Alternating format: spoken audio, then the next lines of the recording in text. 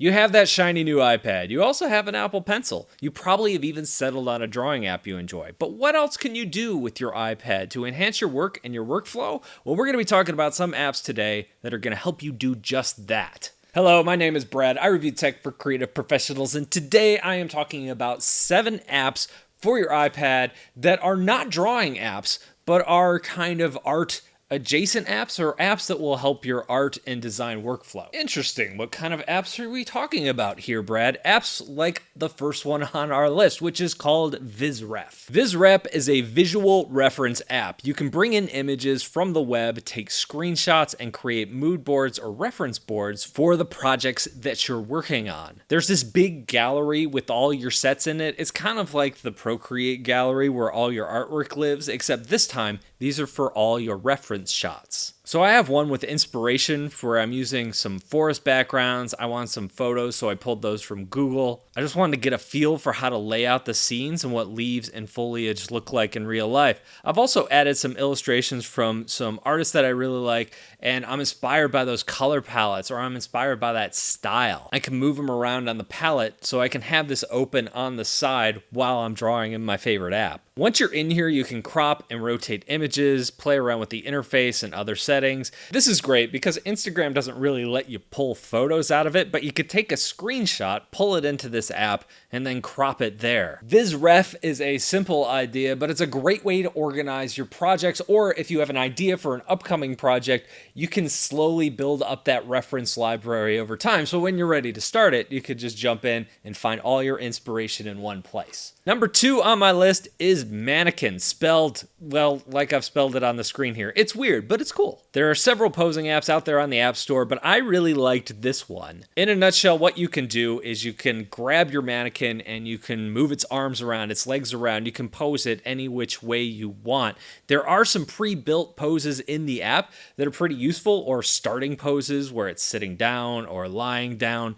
And there's also some animation, so you could grab a running animation and then do a screen cap of that. The app is free, but there are in-app purchases, so there's only a handful of animations, but if you want the full library of animations, you can buy that. Same thing with poses. But the core features of being able to go in and pivot and rotate and move your mannequin around are all in there for free. You could also make this thing dance, which is definitely the thing that sold me on this app over all of the other posing apps out there. This is just a great starter for a lot of my drawings. Once I figure out what pose I want, I screenshot it, pull it into Procreate, reduce the opacity, and on a different layer, I sketch above it. I'm still going to make some changes and adjustments to make it look more natural or make it look more cartoony, but it's a great way to start. Number 3 is an app called Cooler, which is color spelled with too many O's. Cooler is a color palette making app. When you first open it up, it gives you a nice color palette to work with, and if you don't like it, you just generate another, and you just keep going over and over again until you find something you like. You could save palettes or export them into your favorite drawing app, or even an app like Vizref. You have some palette generation options here, like the ability to get monochromatic set, analogous, complementary colors, along with a bunch of others. You can even jump in and adjust the palettes yourself. That way, if they're close but just a little bit off, you can tweak it. And when you get tired of the random palettes, you can just jump in and check out some of the things that other users have created as well. You know when you're drawing on your iPad and you think,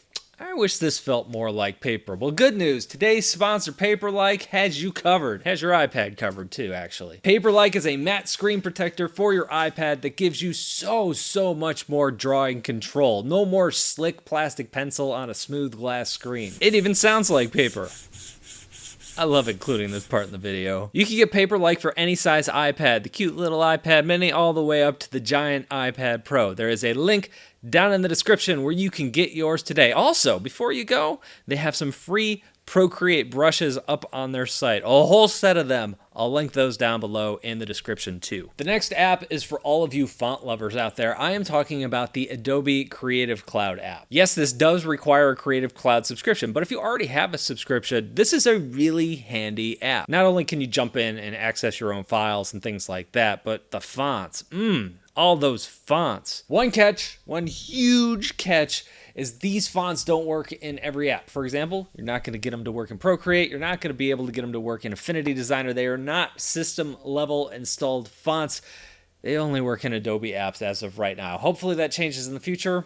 we'll see. Our next app we're talking about is something called Sketch AR. This is a fun app and kind of a cool little idea. The basic premise here is that you draw stuff in the app and then you use your iPad's camera and some of the augmented reality features to place your image on the wall or the floor or whatever. I think the main reason I like this app is because I haven't found any practical use for AR other than fiddling with it. So if you're gonna fiddle with it, might as well throw your own artwork in there and put it on the wall. There's a lot packed into this app too. There's a whole section where you can submit your work and see other people's work, and there's a pro version with a subscription as well. This gives you access to all the features. It's $5 a month, or you can spring for the $20 a year version. I don't know if I want to spring for the pro version myself, but it's one of those things where if you have an iPad and you have the ability to play around with AR, it's kind of worth it just to fiddle around for a little bit. The next app is called Board. Now this is a mood board app. What is a mood board, Brad? It's kind of like Vizref, but where Vizref you go out and you collect your own stuff. This has a bunch of furniture and things like that already in it. I think it's more of a room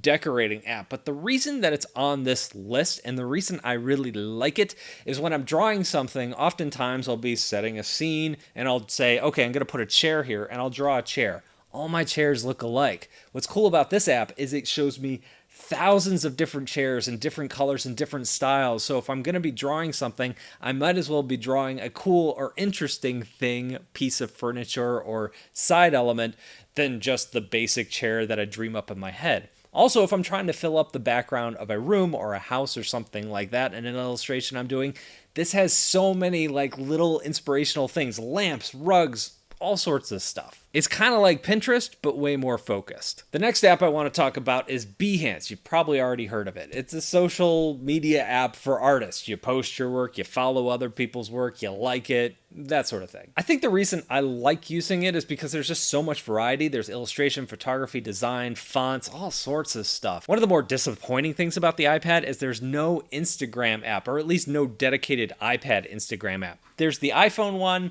there's the web, you can access it, but it's not quite as nice as having its own dedicated app. I'm always on my iPad looking for inspiration. Instagram is a great place to do that. Behance is also a great place to do that. There's also apps for DeviantArt, ArtStation, Dribbble. Those are definitely worth checking out as well if you're looking for that kind of art and inspiration. And of course, you can pull all those things into an app like Vizref too if you're creating mood boards or inspirational sets that you're going to work from later. So those are the apps that I really like. What apps do you use in your creative process? Let me know down below in the description. Thank you guys for watching, and I'll talk to you in a couple of days.